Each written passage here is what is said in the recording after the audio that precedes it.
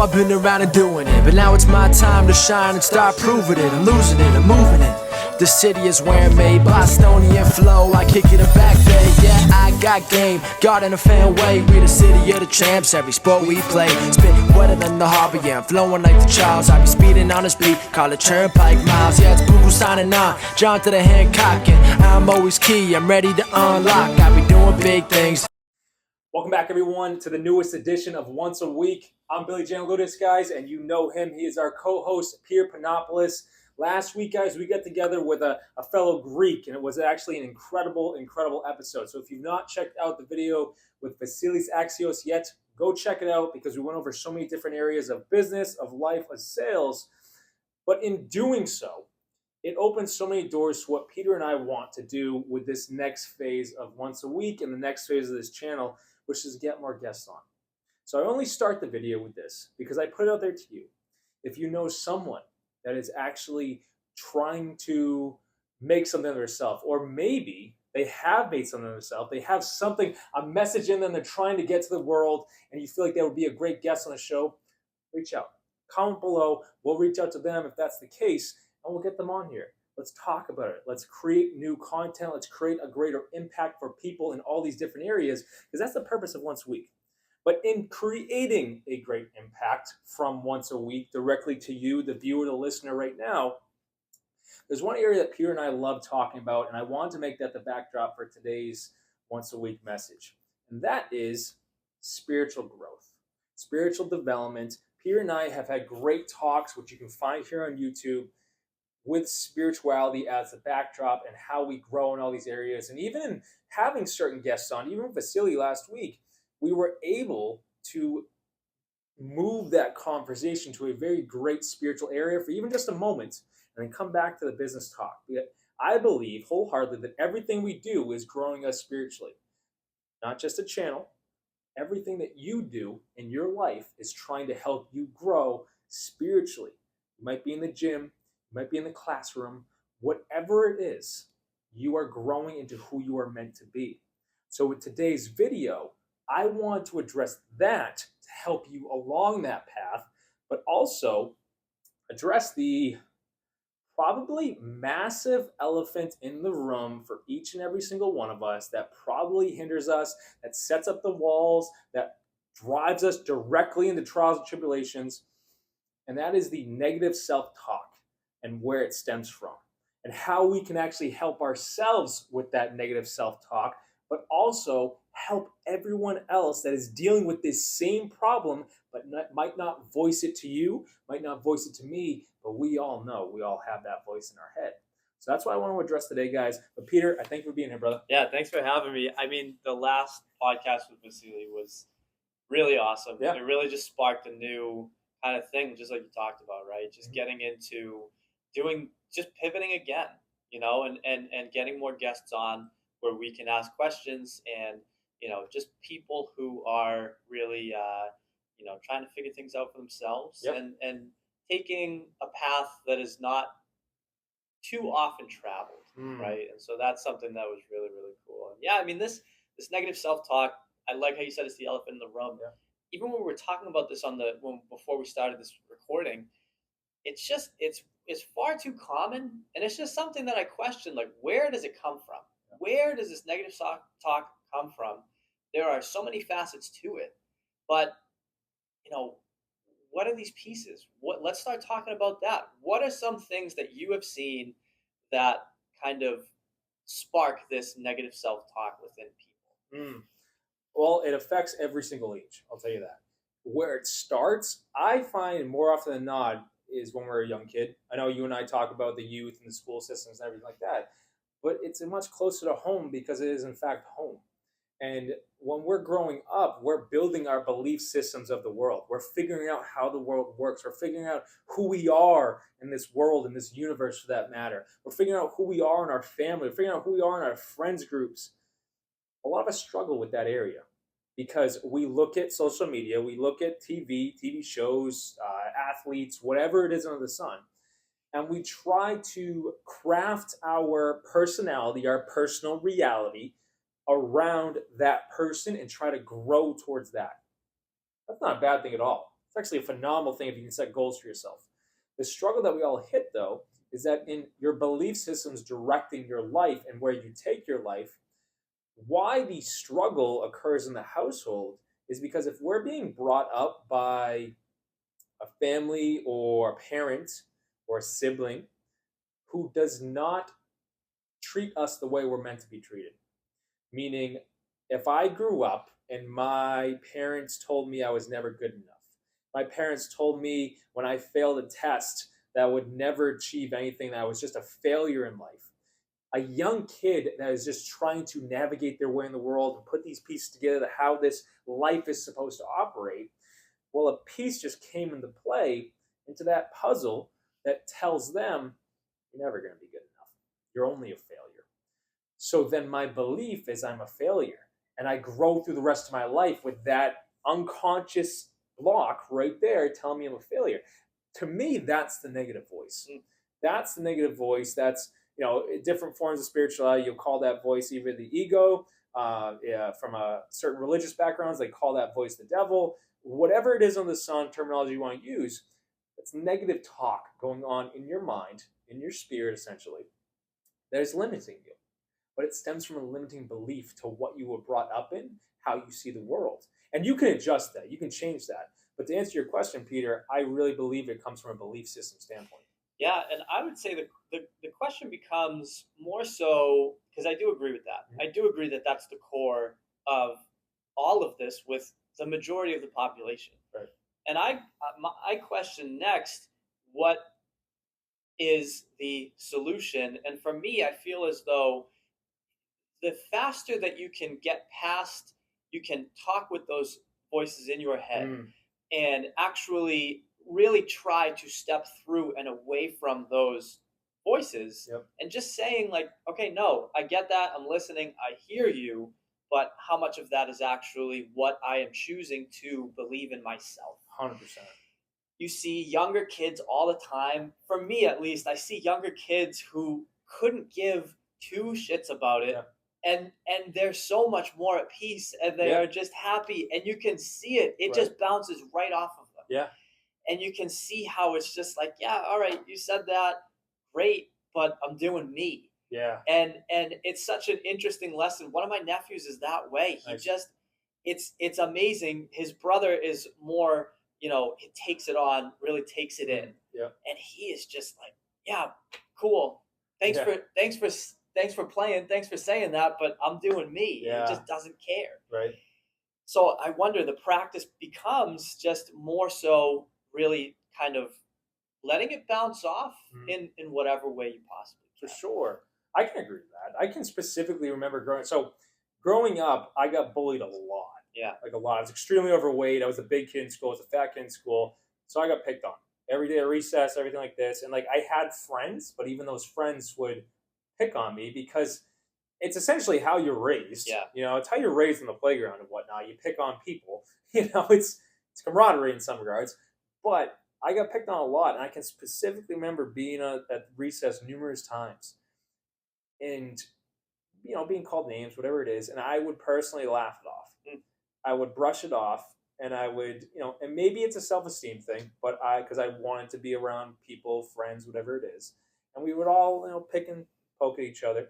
But whenever I got picked on, I can specifically remember other kids questioning why I didn't react. And I had no idea spirituality and anything like this at the time, because I can agree with you what you're saying now. You can kind of let it bounce off you. Yeah. I just did that naturally as a kid. Yeah. But looking back, I question how. Because I got a lot thrown at me to the point where I can remember being extremely frustrated sometimes, wanting to fight back. If I'm getting picked on and I'm pushed into a corner, I want to literally fight back. Yeah. And I never did. I always, held back and whatnot because it always subsided.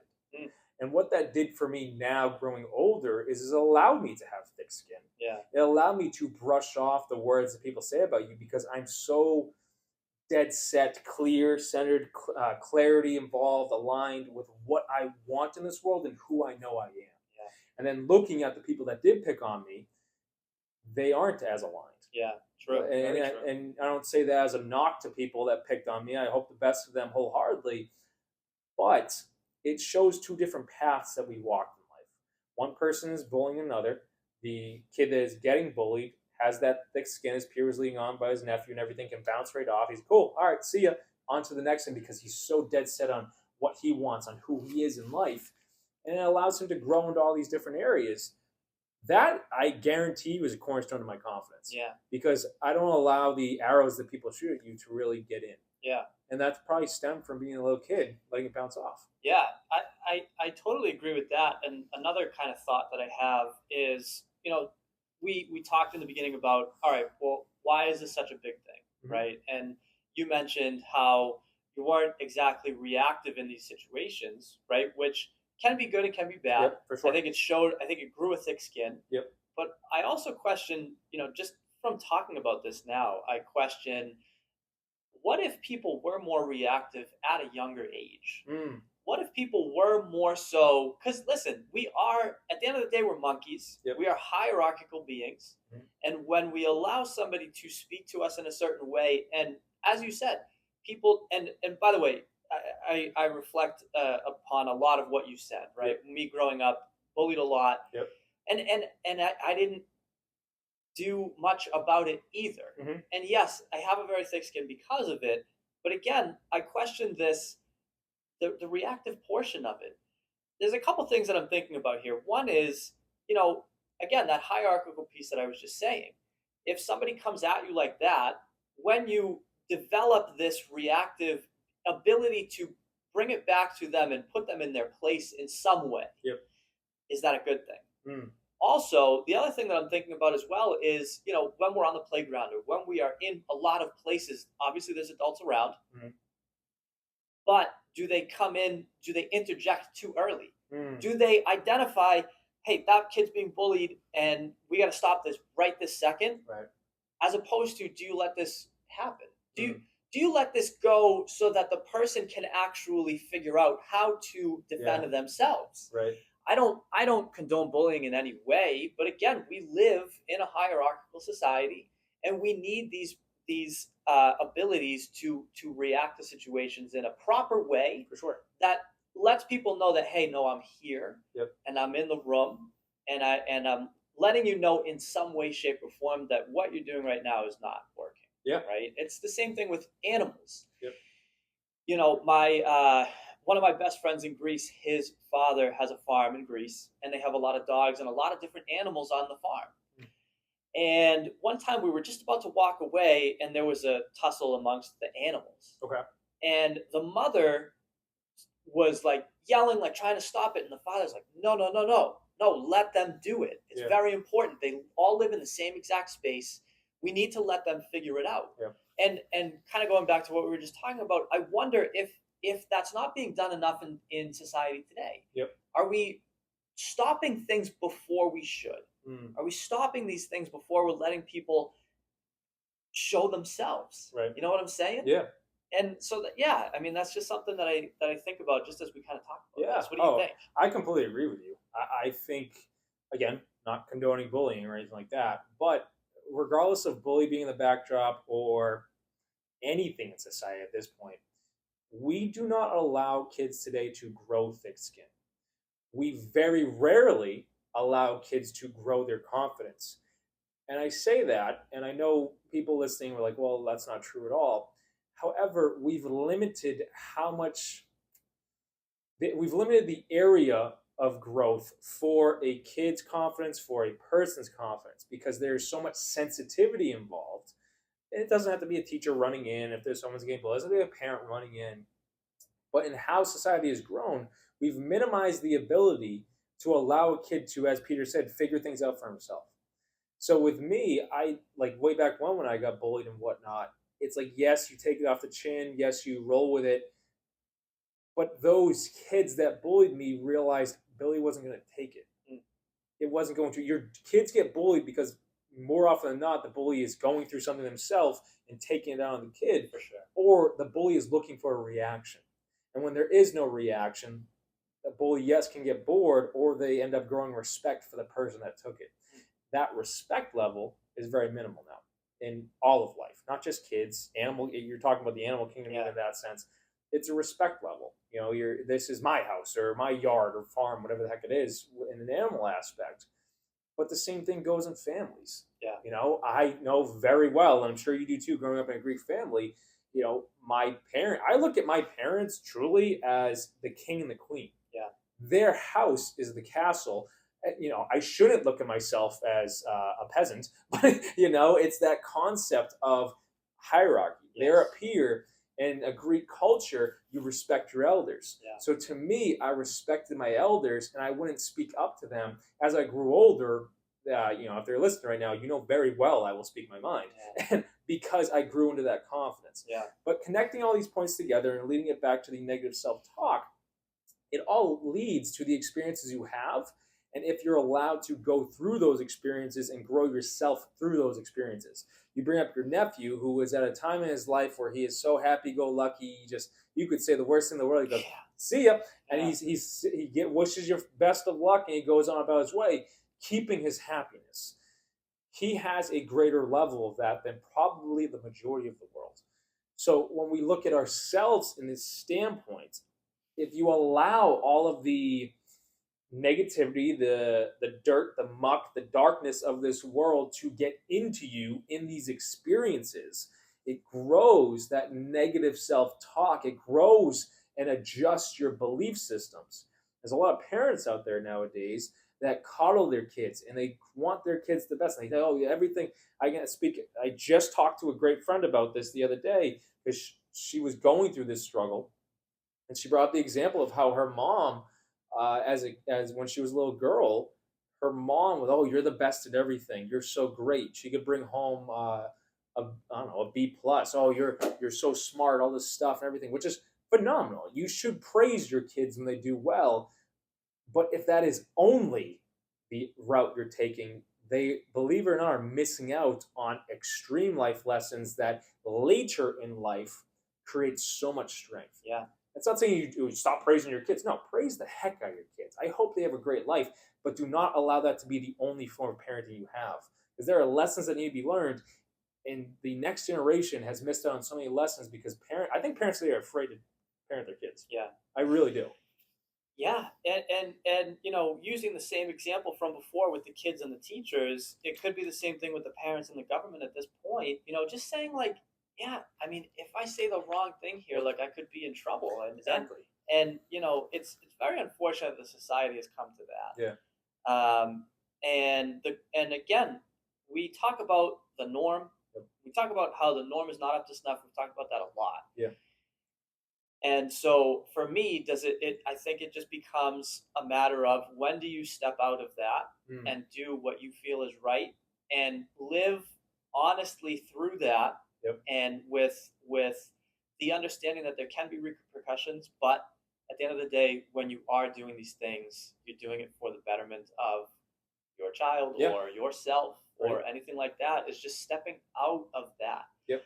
Maybe something that is going on with this negative self-talk here is the fact that people aren't given the time. They're not giving themselves enough time, and maybe other people around them are not giving themselves enough time to actually work it out and fail. Yeah. Work it out and go from one to the other, trying to figure things out. One of the guests that we will have on a podcast here is my good friend Peter, and he is a perfect example of that. Is a perfect example of somebody who is throwing darts at the dartboard like you and I have all these years until something sticks and not giving up because the norm for him is unacceptable. Yeah. The norm of this 9 to 5 idea of just this is what it is and this cookie cutter lifestyle, it may work for some. And as I've said before, I don't feel as though the majority of people who are in that cookie cutter lifestyle actually enjoy it. They just think that that's what it's supposed to be. Right. But within that cookie cutter lifestyle, you cannot fail and grow to the degree that shows to you that actually disproves the negative self-talk that you have inside your head. Right? For me, for example, my motorcycle trip was the biggest one of all of them. It was go out there on your own, figure it out, fail a bunch of times, make stupid rules that you end up having to break because you realize that they don't serve you anymore. Right. Do these things on your own, give yourself that time to fail so that you can move forward and really kind of give yourself positive self-talk of like, Yeah. I did that. This is nothing. Yep. But again, that normal cookie cutter lifestyle doesn't allow people to do that. So maybe that's another piece of it. Oh, I completely agree. And I like how you bring up the concept of the cookie cutter. And I was actually talking to, maybe about 2 months ago, I was talking to a pastor, and just having a great conversation, not a debate or anything like that, just a conversation. And I explained to him that how I was raised, and we're going to connect this back to the spiritual growth thing for people listening, how I was raised, not necessarily in my household, but how I saw the world in the religious backdrop, not necessarily spiritual backdrop, is that you had to look a certain way and act a certain, not necessarily look a certain way, but you had to act a certain way, behave a certain way to get to heaven. So whether you're a Christian, Catholic, or Hindu, whatever Buddhist, whatever you might be, many people look at their spiritual journey as it has to fit into a specific cookie cutter, and you have to fit yourself into a specific cookie cutter. And if you miss that, well, you're going to hell. And I explained that to this pastor. I go, yeah, like most people walk into spirituality with that belief. And when they realize that's not the case, I'm telling you right now, that is not the case by any means. You realize you have a whole new outlook on life. Meaning, as we said, all your beliefs change. All the rules you had about yourself change. And I don't say that to deter people from the religiosity of the world. Religion is a vehicle getting you to your spirituality. Yeah. But when you step into the spirituality, the spiritual journey, the spiritual growth factor, and you pursue that, no longer limited by what someone told you it's supposed to look like, no longer limited by the cookie cutter of what life is, or people are telling you life is supposed to look like. When you allow that process to unfold for yourself, your glorious unfoldment, you can call it, the negative self-talk starts to diminish. Because more often than not, the negative self-talk is now not built around your own standards. It's built around the standards you see from the world and everyone else. So if you're flipping through social media, scrolling through Instagram and Facebook, and you're comparing yourself to the pictures everyone else posts, your viewpoint of the world isn't yours anymore. It's now by Joe Schmo, who just posted his brand new Lamborghini, or Sally, who just posted the fact that she, I don't know, just went on an incredible date with her boyfriend or whatever it is, and you're sitting like, oh my goodness, I wish that could be me. You're building it off of other people's lives, not yours. But in spiritual growth in itself is more so realizing that you're cut apart from everyone else. No cookie cutter. There's only individuality. So when you're an individual growing in yourself, growing in who you are, growing to who you're meant to be, there can only be one you. That's why when you start to connect and pray, meditate, whatever you do, go for a walk, hike, whatever it is, to get yourself out and about, you have greater thoughts because now you're open to what growth can be for you. You're open to what your journey can be. That's where your visions, your dreams, as Pierre just touched on, for years we've been throwing darts at the board, hoping something sticks and everything like that. We're taking chances on the goals, the dreams, and the visions that came to us that begin to unfold to the destiny, the calling that's meant in our lives. So for you right now listening, if you have that negative self-talk, we're going to go over one other way to combat that. But break away from everyone else for a little bit. I obviously work in a therapy field. People don't like hearing the term isolation, and not wanting people to isolate themselves. But at the same time, get away. Yes. Isolate yourself. This guy traveled the world by himself, and as much as that brought in experiences, that brought in more spiritual experiences than anything, because he found more about himself, found more about his path in this universe, we can say. So for you, that's why I say, go for a walk, go for a hike. It doesn't have to be praying and meditating, whatnot, but get away so your mind can get open. When your mind gets open, it's like that flush happens. All that negative self-talk pours away because you start to see yourself with more clarity. To see yourself with more clarity, that means your higher self is now connecting to you. When your higher self is connecting to you, that means you're growing, going deeper now, you're growing your energy, you're growing your vibration, you're growing your frequency to then connect to the higher power, which only has the best for you, which only wants the best for you. I know I'm going off on a rant right now. I'm going to pass back to Peter.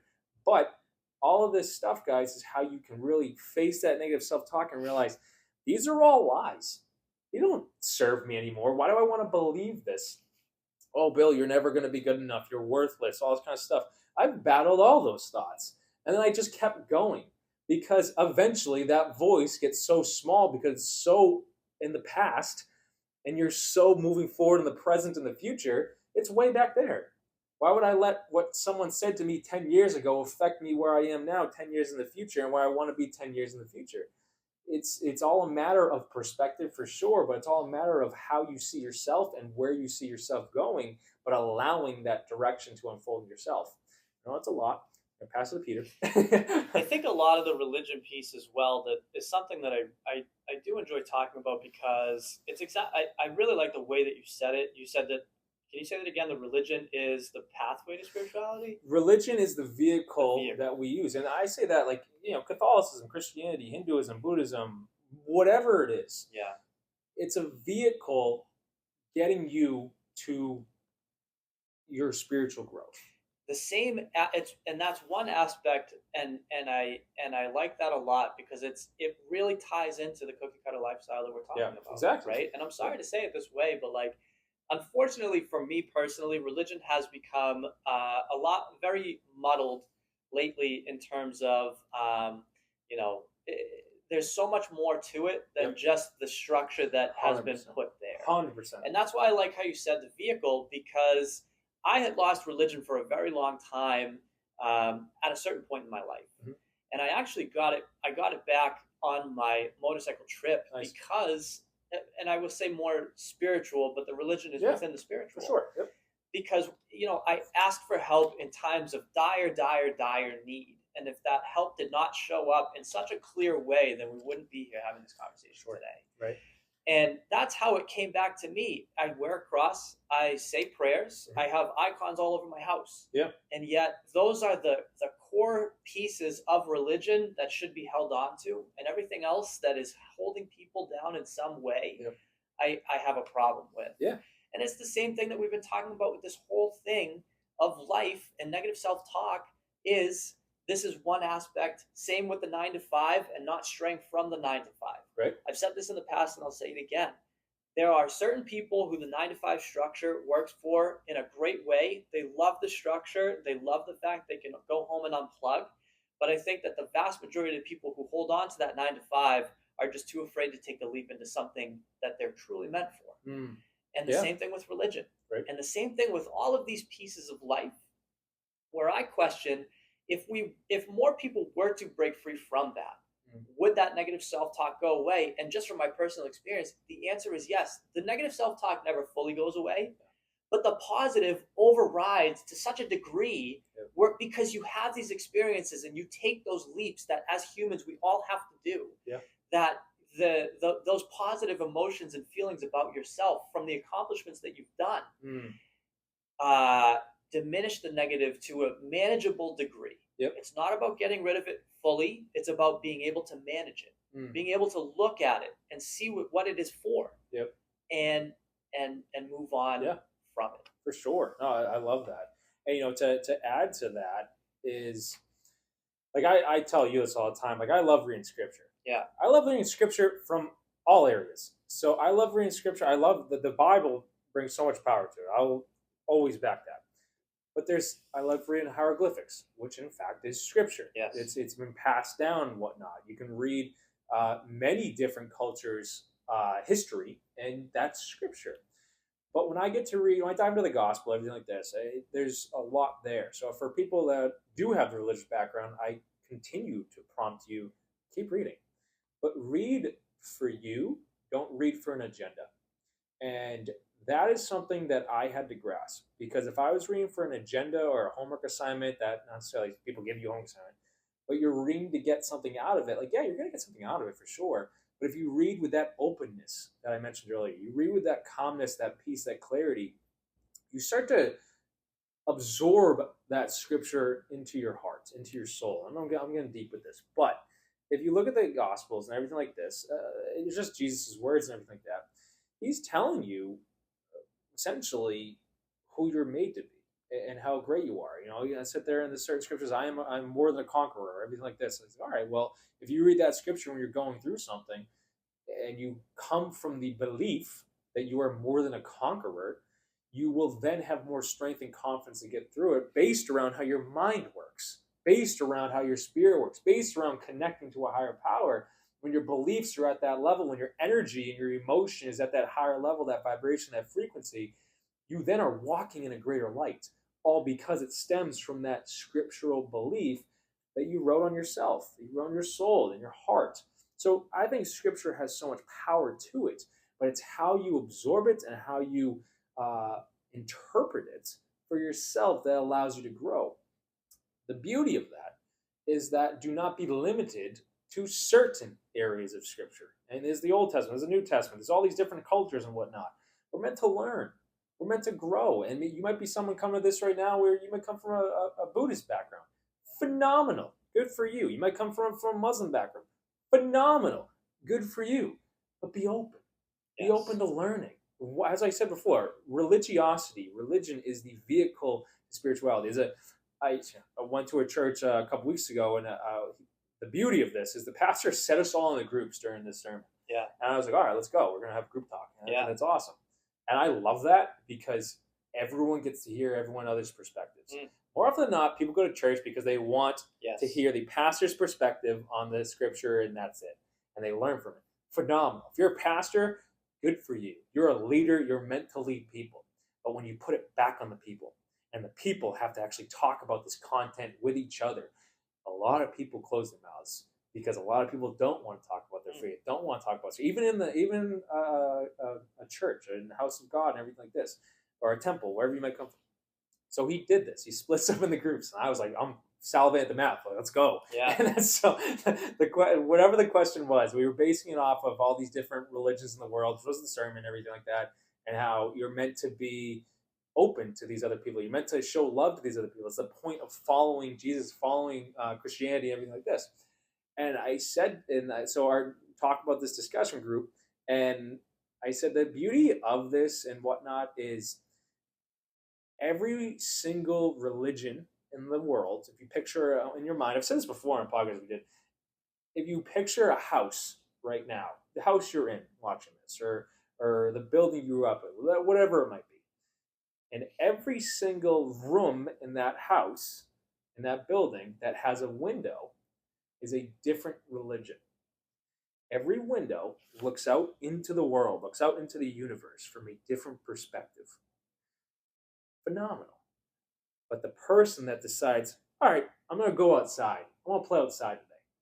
Then you see what the universe is all about from all of these different perspectives, from what you're meant to see it as. It's no longer confined to one viewpoint.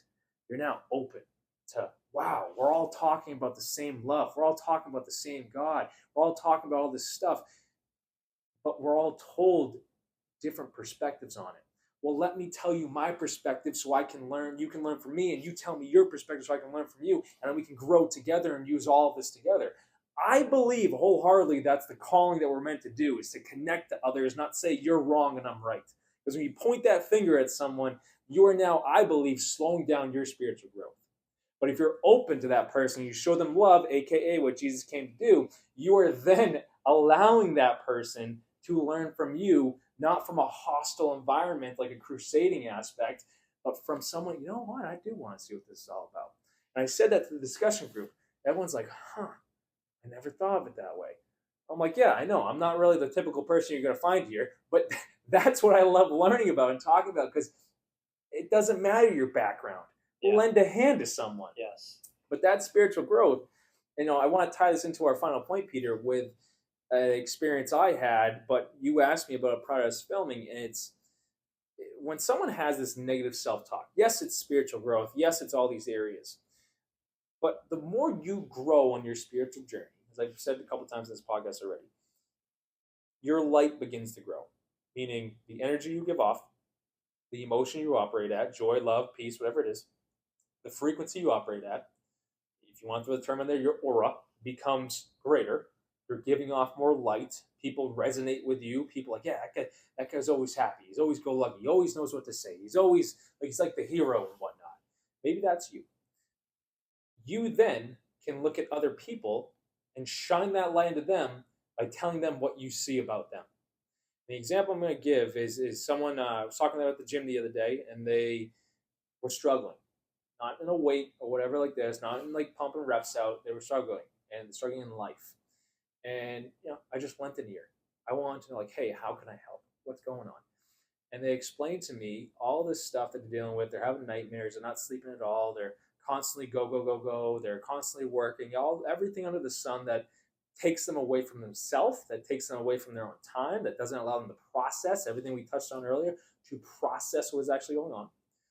And they couldn't figure out why they couldn't sleep. They couldn't figure out why they had all this draining energy. So obviously we went over the key points and whatnot. Like, well, all right, well, if you're telling yourself, you're telling me right now that you have no time, why? Well, I feel like I have to constantly keep working. I feel like I'm never good enough. I feel like so do you feel like you're not worthy of what your goal is? You're not worthy of this life. You're not worthy of what? He goes, oh, I don't feel worthy at all. And you feel guilty at all? Yeah, I feel guilty whenever something good happens to me. I'm like, all right, so for someone to say that they feel guilty about all this stuff happening to them, of good stuff happening to them, they don't feel worthy of what's going on in their life. They don't feel worthy that they've earned it. That stems from a lot of baggage, not family upbringing, everything like this. But then I said, all right, let me just tell you something right now. If you see yourself as unworthy, if you see yourself as guilty in regards to whatever it might be, can I tell you what I see in you? And the girl's like, yeah, no, of course, yeah, like, why not? And so I started labeling out, like, I see someone who is so driven.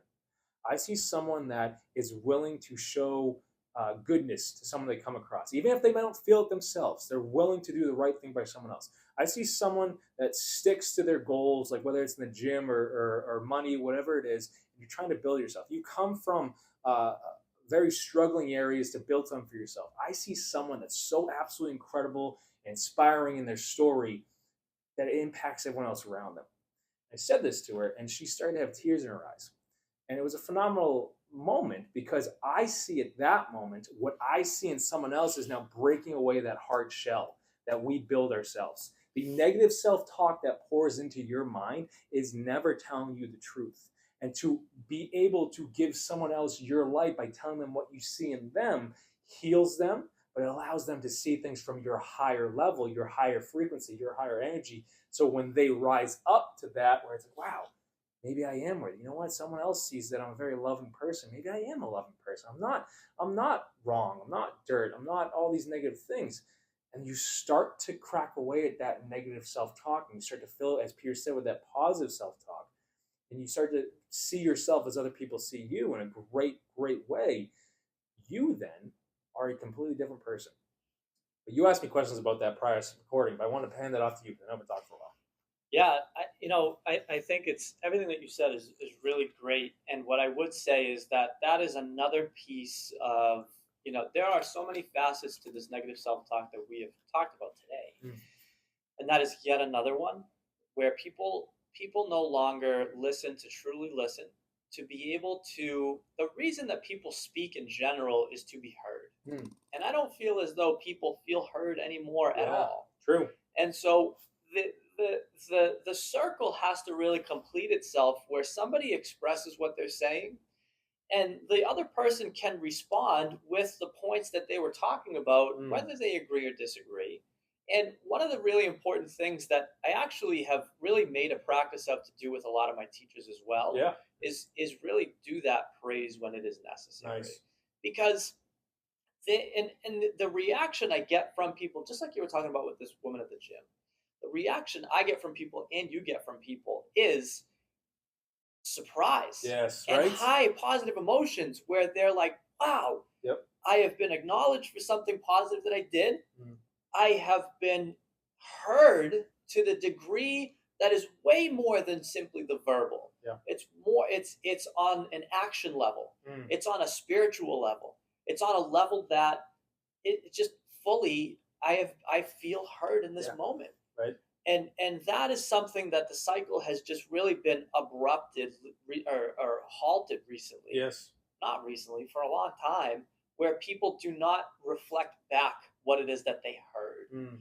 And so it really keeps people in this unknown of, well, how did that come across? How does this look? And that's one of the nice things with doing the podcast and stuff like that is being able, for me personally, being able to look back and actually watch these things and kind of it's kind of like I'm hearing myself and I'm able to express what it is that I am seeing. Yeah. And how can I do something better? What things did I do good? A lot of this is just it's so important to kind of finish that gap, finish that cycle.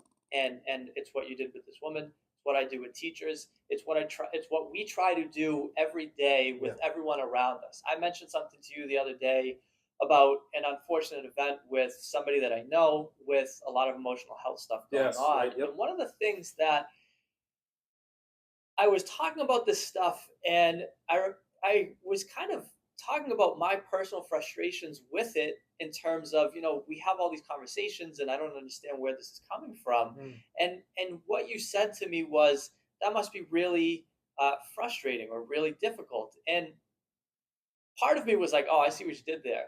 But the other part of me was like, wow, yes, absolutely. Yep. And that's the important piece. You were listening. Yeah. You were listening without the intent of just answering. You were listening in a way of being able to feel and align with the emotions I was having in the moment. And that is something that, again, is just so missing from society today. And it's something that, people have to practice doing more of. Yeah, right. We're not here to just answer. We're really here to listen as people. And we're here to, yes, when we express, we would love people to express back to us.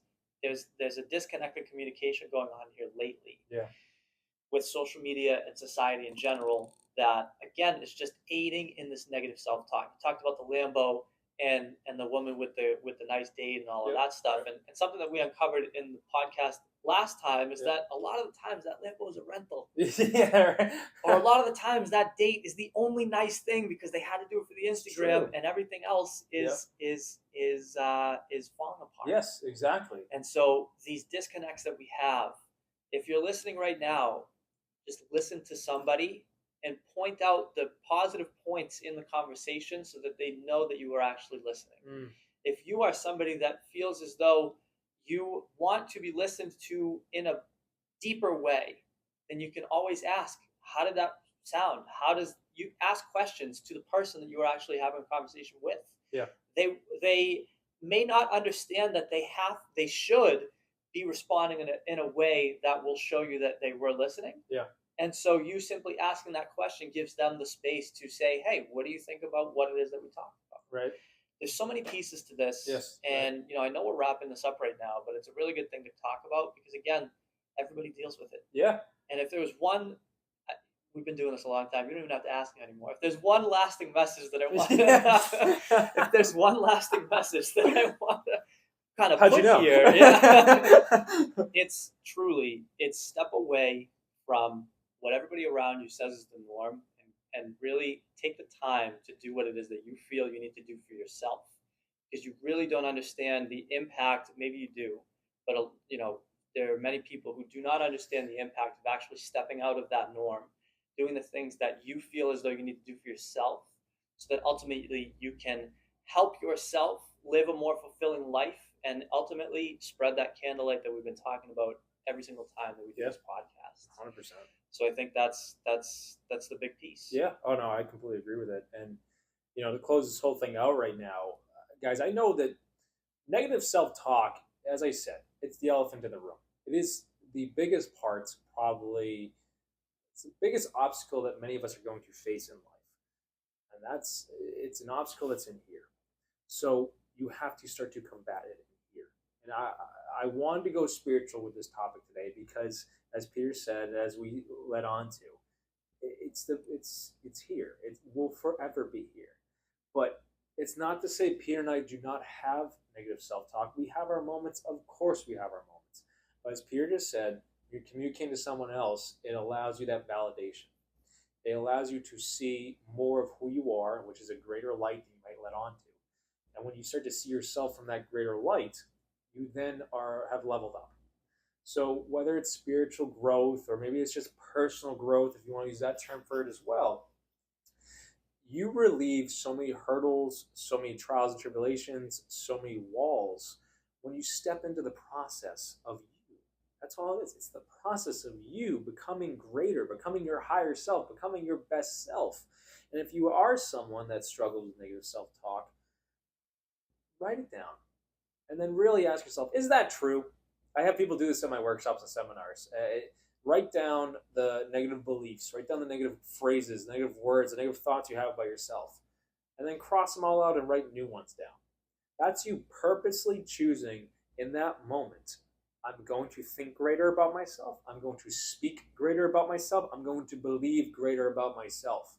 And when you step into that process, you make it a consistent routine to repeat all that stuff back to you. You then are growing spiritually, personally, all these different areas. But in that growth process, you're a different person. And you start to realize all that negative belief systems, those negative self-talk that stem from whatever it was, it's, again, part of the past. It was just a fraction of your life. I said something last week when we were talking with Vasily, talking about success and competition, but it works for this component too. The negative moments in your life are really just a fraction of your entire life. They're a decimal point on what your entire life encompasses to be. So when you sit there and you look at it from that concept, that measurement for that matter, there's so much good about you. There's so much good about your life. And when you actually step into it and realize, you know what? You mean a whole lot to a lot of people, whether you realize it or not. And when you start to realize it, oh my goodness, does life change. And that's the purpose of Once a Week, is to help you in that life-changing process for you, for whoever's listening right now, for us in the process as well. But it's a hand reaching out to you saying, hey, there's more. There's more of you. There's more that you might not see right now, but we're going to tell you, let's look at it. And when you step into the process of looking at it for yourself, oh my goodness, life just got better. And when you start to walk from that area, life is good. But if you ask for the signs are going to show up, or how great you actually are. But Peter, I thank you for being here, man. You already gave you a lasting message. So tell them, where can they find you? The teaching website is at travelingteacher.com. And if you want to find more about the motorcycle journey, it's at peter.panopoulos1 on Instagram. Awesome. And guys, please, you've been on Once a Week. Maybe this is your first time being here. Please like this message. Hit that thumbs up button below. Share this message with someone who you feel needs to hear it. Even if it's just a certain part of this message. Oh, well, go check out from 20 minutes to 30 minutes, whatever it is. If someone popped into your mind at that point, that's a clear-cut sign to you that they need to hear that part of the message as well for them. Not to spread once a week, not to spread, oh, hey, I found this message and give yourself praise. If that's the case, go for it. But to truly lend a hand and help someone else out. Please share it to them to spread that love and spread the help. And please subscribe to Once a Week if you haven't already. That number's going up, and we want you to be a part of it. And if you, anyone you know, is in need of a coach who can step in these areas discussed today, please go to BillyGLifeCoaching.com. You can set up a free call with me. I'll be right there for you to help in these areas discussed today. Or if you're someone looking for a speaker to come in and speak to your group, your team, your school, your company, whatever it is, and help in these development areas, guys, go check out the website, set up a call with me, and let's talk about it. Let's help as many people as we can. But, of course, Peter, I thank you for being here, brother. Thanks for having me. Awesome. Have a good one, guys.